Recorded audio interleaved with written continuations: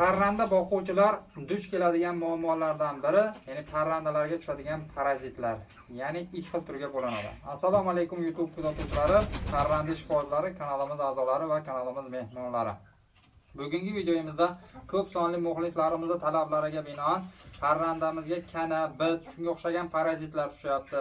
Bundan qanday qilib qutulishimiz mumkin degan savolni berishdi. Mana bizda oddiygina kattaxonamiz, bir parrandalarni ham ko'rsatib o'ting. Ya'ni bu parrandaxonamizda misol uchun bo'lardi, dezinfeksiya qilib turamiz, hech qanday bir parazitlar yo'q. Lekin sizlarga ham shu parrandalarga parazitlar tushmasligini qanday qilib oldini olish mumkin, agarda parazit tushgan bo'lsa qanday qilib davolash mumkin, shuni sizlarga aytib o'taman. Undan oldin bir dona like ni bosib qo'yish esingizdan chiqmasa, bizni kamtarona mehnatimizni qadrlab qo'ygan bo'lasiz va kanalimizga yangi bo'lsangiz, albatta kanalimizga ham obuna bo'lib qo'yishingizni tavsiya etgan bo'lardik. Bo'lmasa biz videoni boshladik. Parrandalarda parazitlar, ya'ni bit va kanalari ikki xil holatda bo'ladi. Birinchisi parrandaning tanasini o'zida bo'ladigan parazitlar, ikkinchisi kattaxonada bo'ladigan, ya'ni g'ishtlarda orasida bo'ladigan, kechki payt harakatga chiqadigan parazitlar bo'ladi. Birinchi navbatda shovqin qilamiz. Birinchi navbatda shu kattaxonada bo'ladigan parazitlardan qanday qilib qutulish mumkin, shuni sizlarga tushuntirib o'tay. Ya'ni bu devorlari burchaklarda yotadi va parrandani bilasizlar kechpayt qo'noqda yotadi. Shu devorlarda joylashgan parazitlar kechpayt mana shu burchaklardan chiqib turib, qo'noq orqali kelib parrandani oyog'idan tanasiga chiqib, kechasi bilan qonini so'radi va kunduzi yana xuddi shu holatda burchaklarga, devorlarga chiqib yotadi.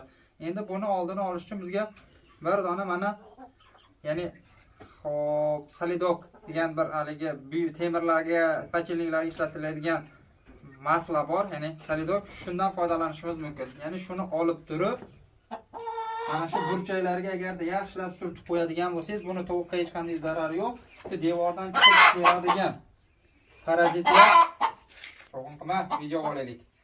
Devordan chiqib keladigan parazitlar shunga yopishib qoladi. Natijada o'sha joyda o'zida ular qolib, o'lib qoladi, yopishib qoladi solidokka. Shu yordamda devordan chiqadigan parazitlardan qutulish mumkin.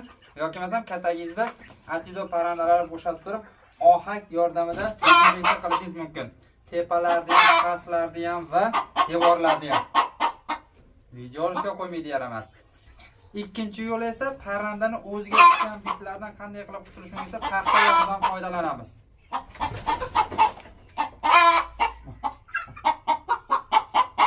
Paxta yog'ini parrandangizda o'ziga, tanasiga surtadigan bo'lsangiz, ya'ni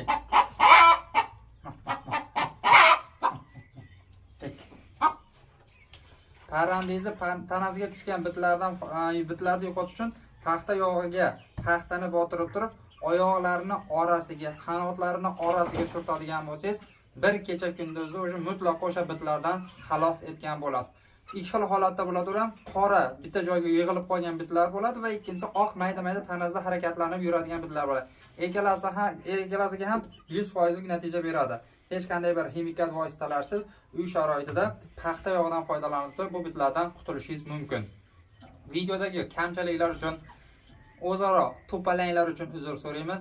Biroz shuhrat o'g'imiz edi.